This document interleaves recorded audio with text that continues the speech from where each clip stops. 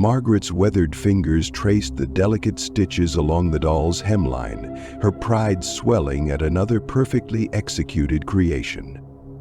Afternoon sunlight filtered through her workshop's lace curtains, casting intricate shadows across the wooden workbench where dozens of half-finished dolls lay in various states of completion. The rich scent of chamomile tea mingled with the musty odors of fabric scraps and aging wood. "There you are, little one," she murmured, adjusting the tiny bonnet on the doll's head. "Ready for Sarah's birthday tomorrow." At 78, Margaret found her greatest joy in crafting these unique companions for the local children. Each doll was a testament to her 6 decades of experience, every stitch deliberate, every fabric choice meaningful. She'd always believed that a properly made doll could be a child's most trusted confidant. As she reached for her scissors to trim a loose thread, her elbow knocked against her sewing basket. The wicker container tipped, spilling its contents across the floor with a clatter. Sighing, Margaret lowered herself carefully to her knees, gathering scattered spools and needles. Her joints protested the movement, a reminder of time's relentless march. That's when she saw it. Partially hidden beneath her workbench sat a doll she didn't recognize. Margaret's breath caught in her throat. The doll wore a dress of faded lavender cotton, her favorite color, and its silver-gray hair was arranged in the same neat bun she'd worn for the past 40 years. But it was the face that made her hands tremble, frosted with numerous clefts, paused, and hair, and eyes the color of pale blue forget-me-nots. Her eyes. "Impossible," she whispered, reaching for the doll with trembling fingers. "I never made you." The doll's porcelain skin felt cool against her touch, its weight familiar yet wrong in her hands. Every detail was perfect, too perfect. The tiny crow's feet at the corners of the eyes, the slight asymmetry of the nose that she'd always been self-conscious about. Even the small scar above her left eyebrow from a childhood. Margaret placed the doll on her workbench, her heart pounding against her ribs. She'd made hundreds of dolls over the years, but never one of herself. It went against everything she believed about her craft. Dolls were meant to be companions, not mirrors. The workshop suddenly felt colder, the familiar comfort of her creative space replaced by an unsettling awareness of the dozens of glass eyes watching her from the shelves. The doll's gaze seemed to follow her as she paced, her mind racing through possibilities. Had she made it during one of her occasional bouts of insomnia? No. She would have remembered the hours of work required for such detailed features. A sharp rap at the door made her jump. "Miss Margaret?" called a small voice. "Mom wanted to know if Emily's doll is ready." Just a moment, dear," she called back, her voice shakier than she intended. When she turned back to the workbench, the doll was gone. Margaret froze, her eyes darting across the cluttered surface.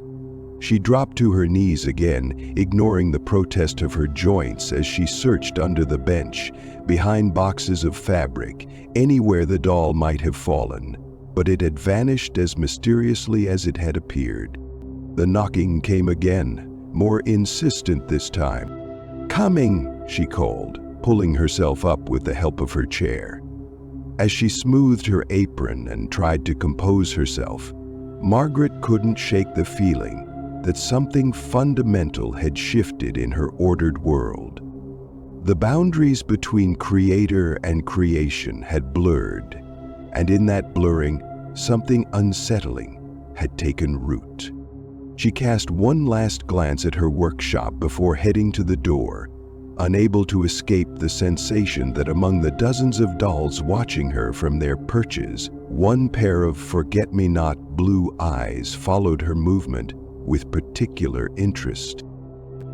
3 weeks passed, and Margaret began to doubt her memory of that strange afternoon. The incident with the doll might have been a dream, she told herself, or perhaps a momentary delusion brought on by fatigue. Yet she couldn't shake the feeling of being watched, especially during the quiet hours when she worked alone in her workshop. One morning, while preparing for her weekly visit to church, Margaret stood before her bedroom mirror, pinning her hat in place. A flash of lavender in the reflection caught her eye. There, seated in her rocking chair, was the doll.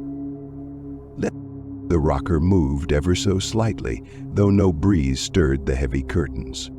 "No," Margaret whispered, gripping the edge of her dresser.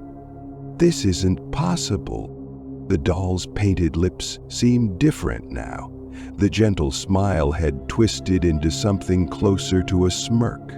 Its porcelain skin showed new lines around the mouth and eyes, mirroring the very wrinkles Margaret had noticed forming on her own face in recent months. She forced herself to turn around, half expecting the chair to be empty. But the doll remained, its head tilted at an angle that made Margaret's neck ache in sympathy.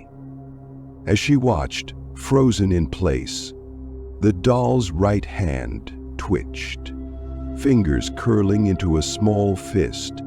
Margaret fled the room, her hat forgotten, her heart thundering in her chest. She didn't stop until she reached her kitchen, where morning sunlight painted everything in safe, ordinary colors. Her hands shook as she poured herself a glass of water, spilling some on her Sunday best. "Get hold of yourself," she muttered, pressing the cool glass against her forehead. "You're being foolish." The telephone's sharp ring made her jump, water sloshing onto the linoleum floor. She answered it, grateful for the distraction. "Margaret?" It was Helen from church.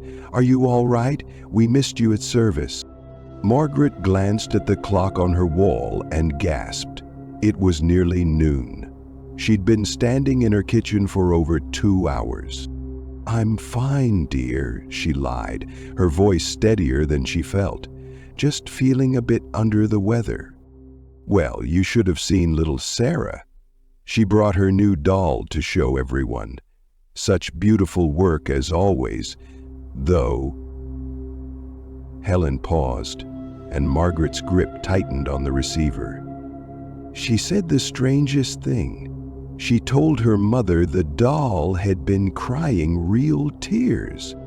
Margaret's water glass slipped from her nerveless fingers, shattering on the floor. She barely registered Helen's concerned voice as she stared at the doorway to her bedroom. The doll sat there now, on the floor just visible through the gap, its face turned up toward her. A single glistening tear tracked down its porcelain cheek. "I'll call you back," Margaret whispered into the phone and hung up. She approached the doll slowly, as one might approach a wounded animal. Its dress, the same shade of lavender she wore now, showed signs of wear it hadn't had before. The silver-gray hair had begun to thin at the temples, just like her own. "What are you?" she breathed. The doll's head turned, ever so slightly, the movement accompanied by the faint sound of porcelain grinding against porcelain. Its forget-me-not eyes, once merely painted, now held depth and shadow. Margaret saw something moving in those depths. Memories, perhaps, or possibilities.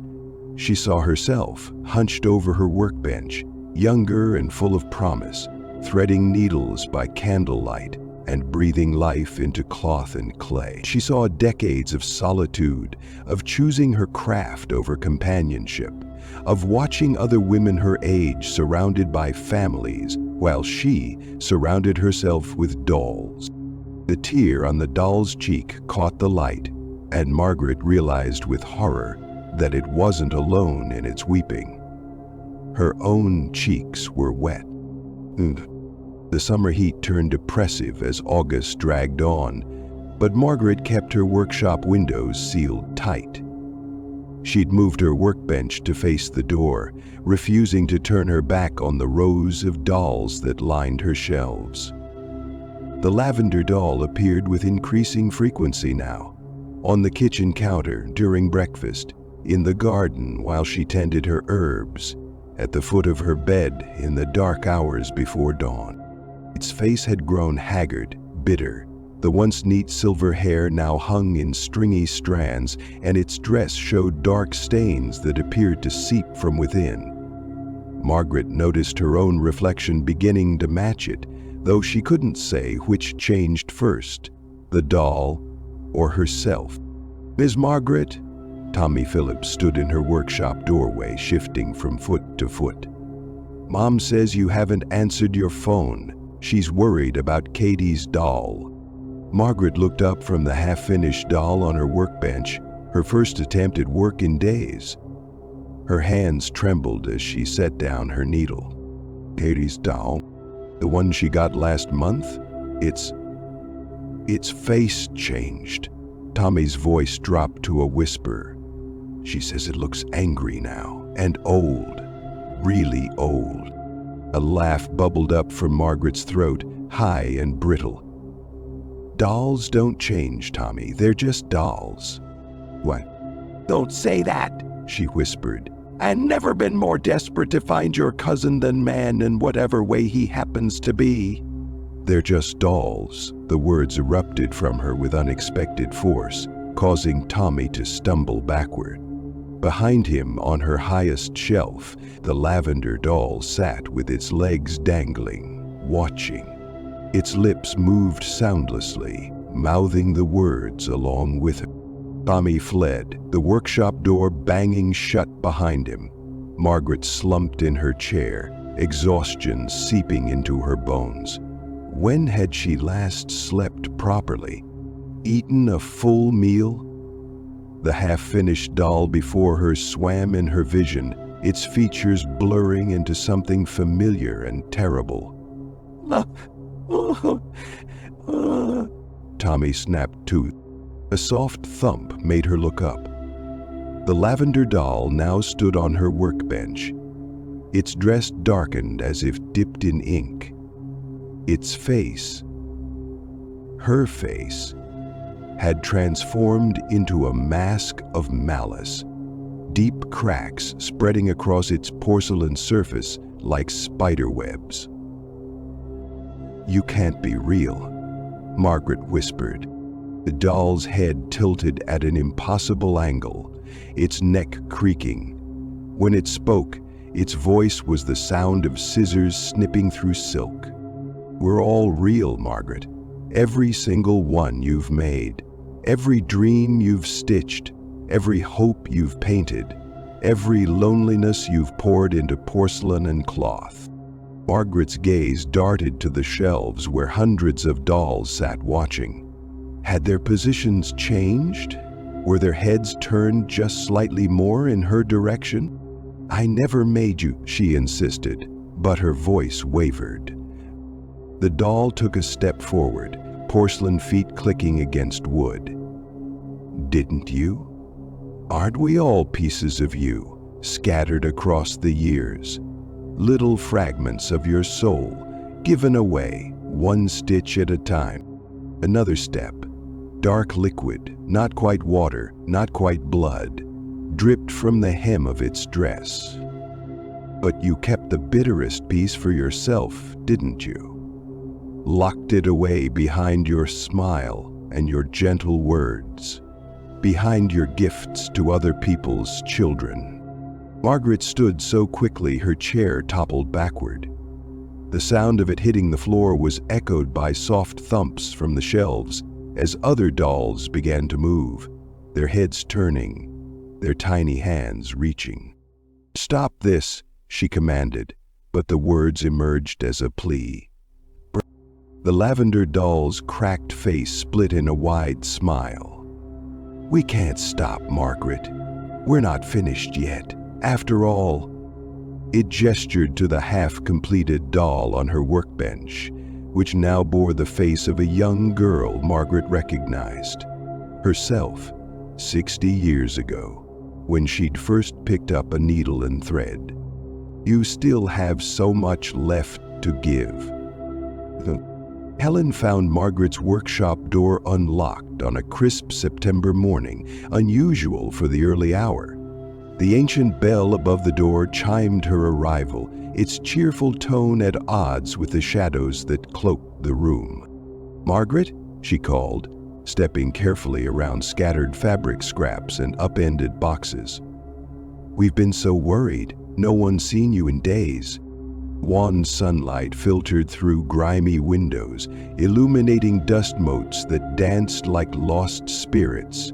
Helen's foot struck something that rolled across the wooden floor with a hollow sound. A spool of lavender thread, unwinding itself like a surrendered secret. The workshop seemed different somehow. The familiar shelves of dolls that had always given Helen a slight sense of unease now stood empty, their collecting dust the only evidence they'd ever been there. Yet the room didn't feel vacant. If anything, it felt more crowded, as if the air itself had grown thick with watching things. She found Margaret seated at her workbench, back turned, head bowed over her work. "There you are. We've all been..." Helen's words died in her throat as she reached for Margaret's shoulder. The figure at the bench was not Margaret, at least not entirely.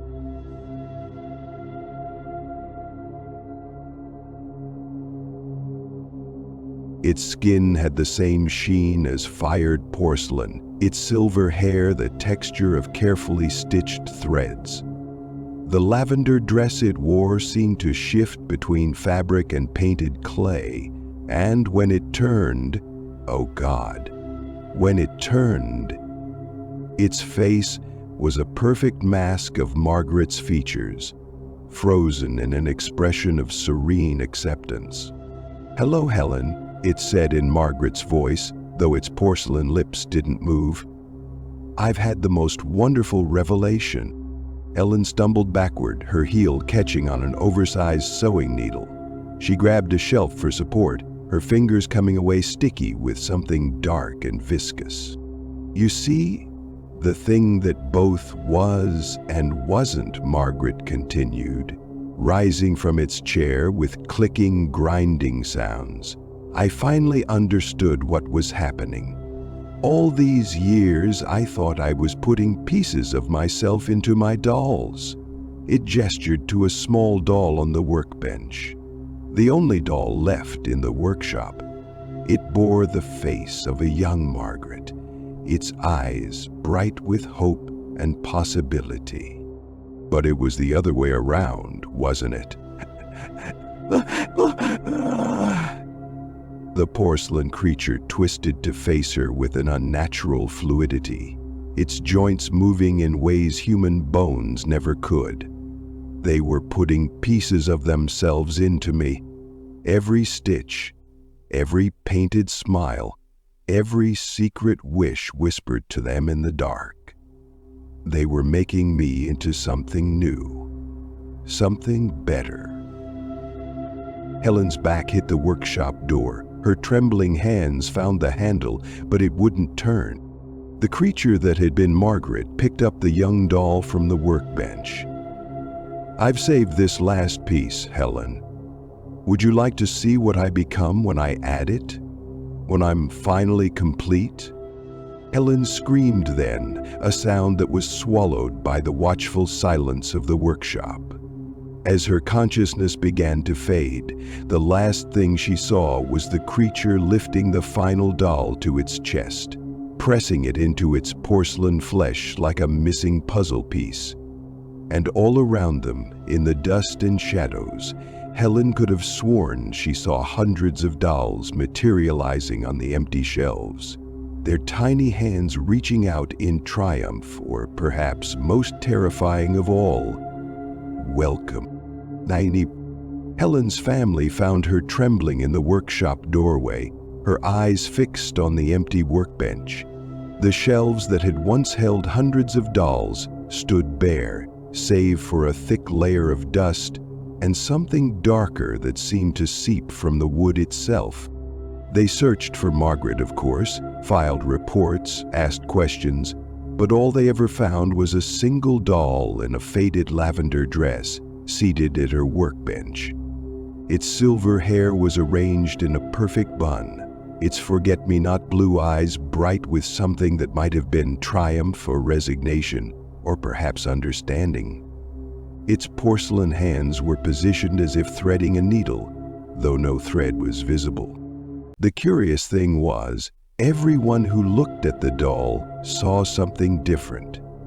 The children saw a kindly old woman with gentle hands and a warm smile. Their parents saw a talented artisan, proud of her life's work. But those who had known Margaret longest, those who had watched her pour herself into every doll she'd ever made, stitch by careful stitch, they saw only Margaret herself, finally becoming the thing she had always wanted to create, a perfect vessel for other people's dreams. They sealed up the workshop after that. But sometimes, late at night, young girls pressed their faces against the grimy windows, drawn by a light no one else can see. And in their dreams that night, they find themselves holding dolls with faces that look remarkably like their own, each one wearing a tiny dress of perfect faded lavender.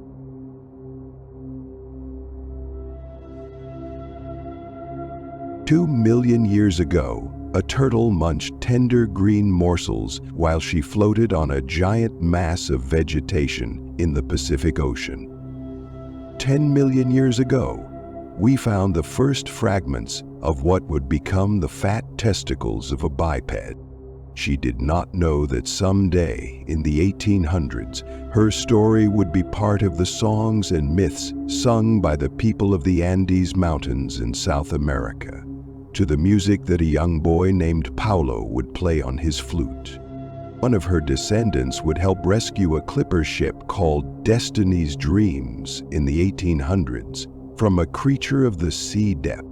The hardback turtle drifting on her living raft also did not know that a storyteller on a clipper ship in the 1800s would write down Paulo's mythic tales in a journal. It would be found in yet another age and time, in the attic of a lighthouse on the mystical coast. Anna, the storyteller of the Blue Lantern, recorded the legends and stories with a quill pen dipped in brown ink, writing by hand on the rough rag paper, while the clipper ship where she traveled swayed with the ocean waves. The flowing handwriting continued with the story. In those ancient times, 2 million years ago, the turtle's living raft of plants was carried by wind and currents across the sea. She floated for 600 miles from the west coast of South America until an ocean swell gently set her on the stony beach of a barren, rocky island in an archipelago. Drogo arrived at the cliff and peered over the side.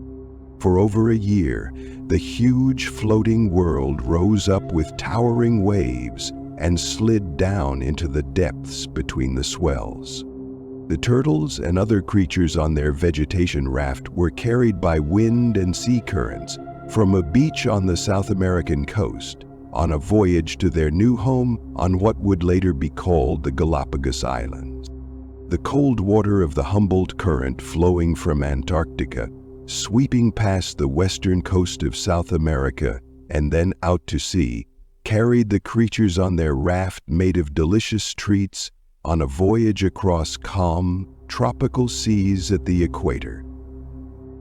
Sometimes creatures under the sea with 10 waving appendages swirled by the floating raft of plants. By sucking in water and blowing it out, the creatures launched themselves out of the water and into the air. They spread their appendages to use the webbing to catch the air and stay above the water for seconds at a time. When they stretched out their fins like wings, they could soar on the wind, swiftly going for long distances to escape predators. 8 of the appendages were tentacles attached to the creature's head, waving in the water. 2 more were arms that could reach out and grab things in a flash. 1. The fishy body behind the head was long and slender, built for speed. It had a fearsome, hard beak and a soft, squishy body. Millions of years later, the white sails of a sleek clipper ship rose above the waves at dusk, and the vessel floated on the Humboldt Current from the western coast of South America out to the Mystery Islands. Later, they would be known as the Galapagos Islands. When the ship got to the archipelago, it anchored near one of the islands. Such a nice, quiet voyage. I have enjoyed it so much, Captain. One of the passengers was commenting to Captain Alphonse of the ship Destiny's Dreams. But I almost wish we had a little excitement. Sometimes things can be too tranquil. Captain Alphonse listened to the passenger and nodded. "But be careful what you wish for," Alphonse said. He was a little bit superstitious, and he did not want to seek out trouble. It was a tranquil evening, with the colors of the sunset's afterglow still on the western horizon. The guests, scientists, musicians, and some of the crew were sitting near the stern of the Destiny's Dreams. Anna the storyteller sat on a bench near the rudder of the ship. They say those ancient creatures with 8 appendages and 2 long arms all connected to its snout, where it has a beak, are able to fly, said Gurt. The listeners looked at each other in the indigo glow of the blue lantern under the darkening sky and pinpricks of light. Their imaginations began to go wild. "You mean they could fly right up into the ship?" Oh,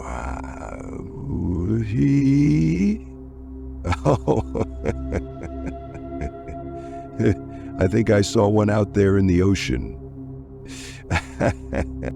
Is it one of the few who possesses all of the guild? Big, did you say they were? Off the side of the boat, Isabella, the wife of Adalberto, the first mate, thought she saw something flashing red and then white.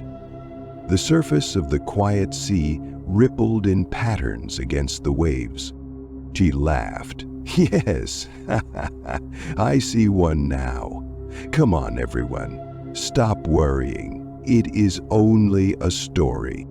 Captain Alphonse of the Destiny's Dreams walked down the wooden deck toward them. His long beard, braided and tied with colorful strips, hung down. On his shoulder was a red, yellow, and blue parrot who stepped back and forth and nodded his head at each step. This was Foresta, the captain's rescued bird, who had fallen out of a nest in a tall tree when the bird was a baby. The starving baby bird was found by the crew, given to Alphonse, and nursed back to health by the ship's cook. And that, swinging from a line attached to one of the masts, was Rio, another rescued pet of Captain Alphonse. Rio the monkey used his long, nimble fingers and toes to fly across the ship by grasping the rigging. Deep beneath the ocean surface, another creature, as big as a ship, slipped through the water. The whale shark was almost 60 feet long. It was one of the largest creatures in the ocean. On the beach of the nearest island, a 500-pound turtle used her fins to push herself from the beach into the water. Then she began swimming out to find tasty seaweed offshore. Captain Alphonse's sharp eyes spotted something in the water, and he squinted. "Just show me that building in the village right away." Alphonse was not worried, but he still wanted to know what it was. 11, Nicholas said. He and Adalberto leaned over the railing. "A giant turtle, looking for seaweed."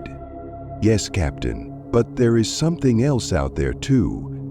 Adalberto nodded at the unusual patterns of swirling water on the waves.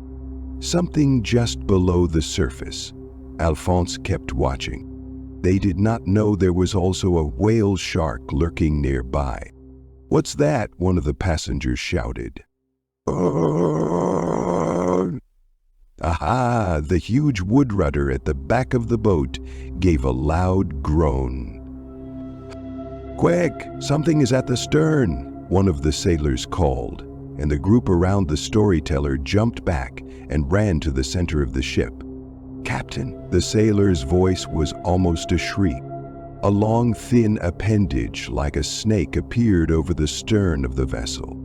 Then more of the wiggling, curling appendages came over the back of the boat. They spread themselves out, waving and winding around the railing. Then a beak-like mouth opening appeared, followed by something with huge eyes on either side of it, slithering up onto the stern of the ship. "What's this?" The giant flying Humboldt squid average 5 feet long, and sometimes they are as long as 9 feet. This one was an outlier, at 12 feet long from tips of the tentacles to the end of the squishy body. Underneath the hull of the Destiny's Dreams, the huge whale shark's dark shape approached through the water toward the creature on the stern of the ship. On the other side of the vessel, the 500-pound giant turtle flapped her flippers, and she thought she saw something like seaweed floating. "Seaweed," the rudder gave another moan. He was saying, "It is going to break our rudder," hollered one of the sailors.